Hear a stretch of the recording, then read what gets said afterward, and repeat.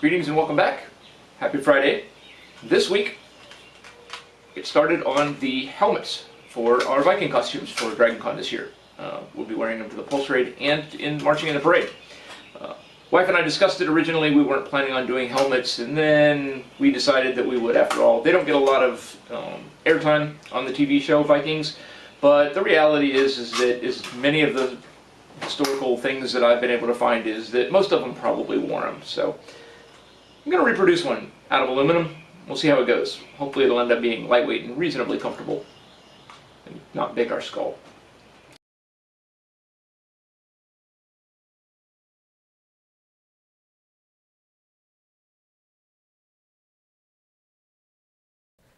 So I started out by measuring an old crown or halo from a face shield safety mask that I had.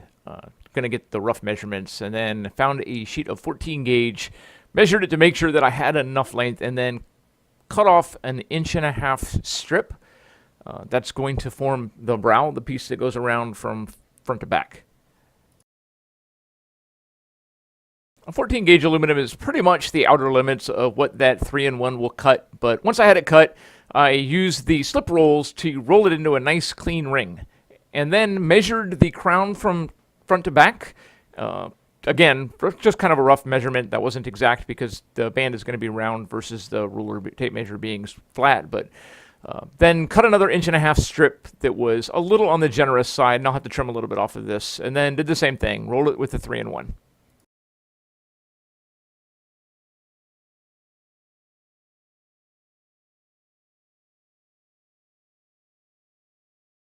I then went through and measured the crown and sectioned it into 4 sections, a front and a back and left and right. And I'm going to use these to line up the 2 bands that go across the top of the helm, just to make sure that everything is reasonably squared and lined up and straight and perfect.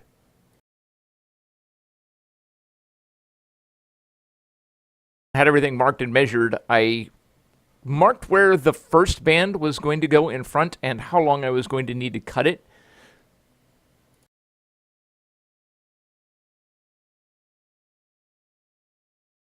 And then I trimmed up the edges so they were straight and marked where I was going to drill the holes for the rivets. Now, like I said, eventually I'm going to go through and replace these rivets with solid style rivets, but for right now, while I'm working on this, I get everything lined up. I'm going to use just 1/8 inch aluminum pop rivets.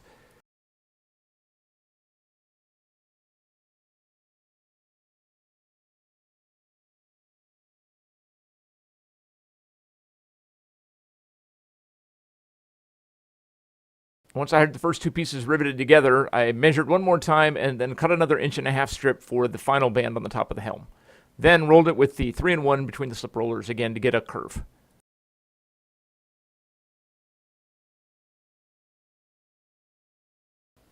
Lined it up with my marks, clamped it in place temporarily, and drilled a couple of rivets on each side. So again, while I'm forming the plates that go in between the straps, I have a little bit something a little more sturdy to work with.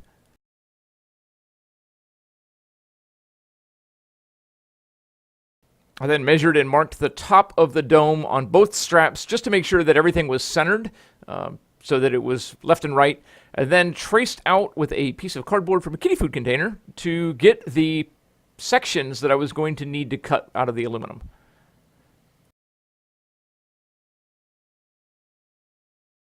I added about an extra inch. I know that I'm probably going to end up having to trim most of this away, but the shrinker stretcher and a lot of the machines that I'm going to use will eat up the edges, so I want to be able to trim away the weaker metal when I rivet it in place, keep everything together. Stuck it on a scrap piece of foam and cut the pattern out, and then traced that pattern onto a piece of aluminum. I did this the first time, just one, in case I'd screwed something up or didn't work. I didn't waste aluminum cutting out a bunch of patterns or pieces that weren't any good.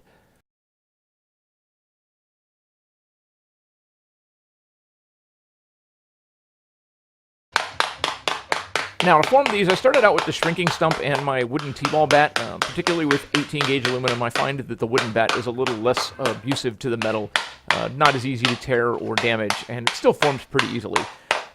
So just tuck shrinking, basically beat it until the corners and the edges start to crumple up, and then you bang the little crumpled areas flat. I start out fairly gently and then get more aggressive. If I was better at this or I knew more of what I was doing, I could probably get it done a little faster and easier, but I'm still not even quite an amateur yet, so I take my time. After beating on them for a few minutes with the shrinking stump and hammer, I took them to the planishing hammer, did a little bit of planishing, then to the shrinking stretcher machine, did a little shrinker stretcher, then back to the stump, and then back to the planishing hammer, and well, you get the point. Once I started fitting these, I realized that I probably needed to go ahead and secure the top of the dome to keep the straps from moving, so I drilled a couple of holes and popped a couple of rivets in there.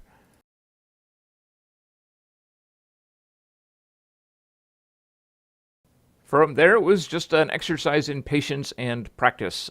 I would do a little bit of shaping, try and fit it, mark the area that needed more shaping or dishing, and I just kept doing that until I had it laying reasonably flat and flush. Once I had it done and I was pretty sure that that was going to work out, that pattern was going to work out, I traced the other three out onto another piece of 18 gauge and started cutting them out.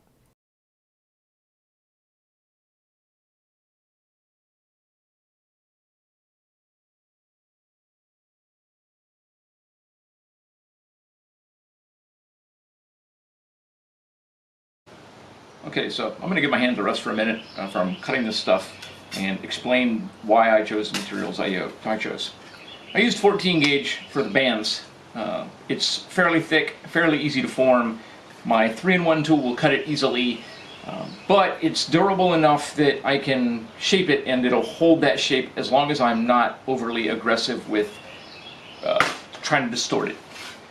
I probably would have preferred to use 16 gauge for the inside pieces, the 4 pieces on the inside. However, I don't have any 16 gauge, so I used 18 gauge. Now, Eric, why would you use 16 gauge instead of 18 gauge? Well, actually 18 gauge, when you start to beat on it, hammer it, planishing hammer it, English wheel it, stuff like that, you've got to be really, really careful with it. You can fatigue the metal really, really quickly and easily, and then it starts to tear. The big advantage to it is that it does form pretty easily, including by hand, and it's lightweight. Costume props, don't want them to be heavy. I'm already carrying a 12-pound shield. And with the last ones cut out, it was back to the shrinking stump.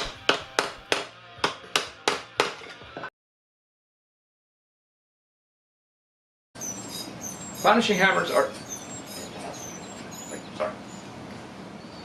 are amazing tools.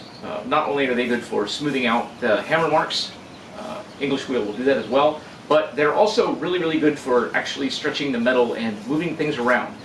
I like to use them in between hammering and shrinking to help create the dome profile. It just makes things go a little faster in my opinion. However, make sure you use earplugs. Loud.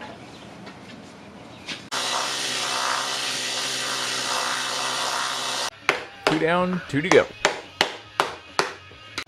And because I've managed to not hurt myself on camera with all the other machines, I'm going to go for broke, and I'm going to start this one clean with the shrinker stretcher and see how that works. Instead of starting with the shrinking stump and then switching between the planishing hammer and the shrinking stretching machine, I'm going to go straight to the shrinking stretching machine and see what happens.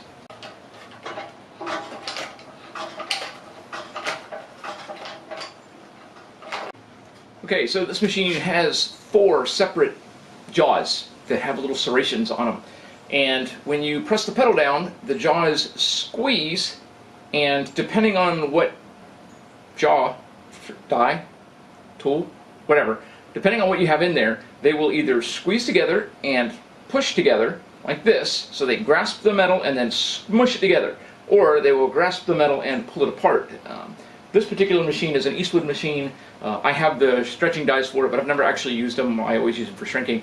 But the jaws grab together and squeeze, and when that happens, it causes the metal to curve. Unfortunately, it also leaves these nasty little serrations. However, the serrations are fairly easy to get out.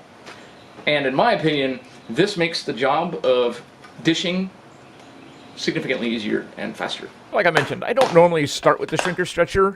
Wanted to try it out this time since I was working on four identical pieces. One of the things I discovered is it seems like, and this might just be imagination, but it seems like the pieces tucked easier starting with the shrinking stretching machine than just going to the dishing stump. And then more time with my friend the planishing hammer, and then to the English wheel. This is my little miniature English wheel. It's not as big as a real English wheel, But if you pinch your fingers with it between these two rollers, it hurts a lot. Probably not as much as a real English would, but it still hurts. Anyways, this will be used to smooth those out. Hear that?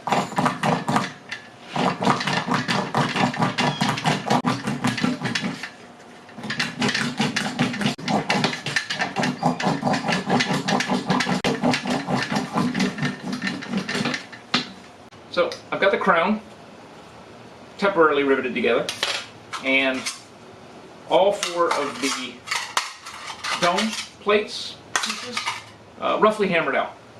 I am going to do a little bit of English wheeling on them in just a few minutes, but unfortunately that's probably all I'm going to get done on them this week because I don't have the rivets. I'm not going to use pop rivets like what I've got in there now. These are just temporary.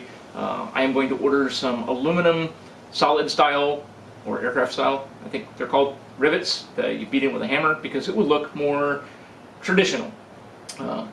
Should be fairly easy to do. Unfortunately, what I've got to do is I've got to go through and install them piece by piece, one at a time, and I'm just going to start at the crown and work my way down to the outside, installing the rivets as I go. I'll probably have to do a little bit of dollying and stuff like that, but that will be either next week's video or the week after that, depending on what else comes up between now and then. But pretty good start, in my opinion. Have a good week.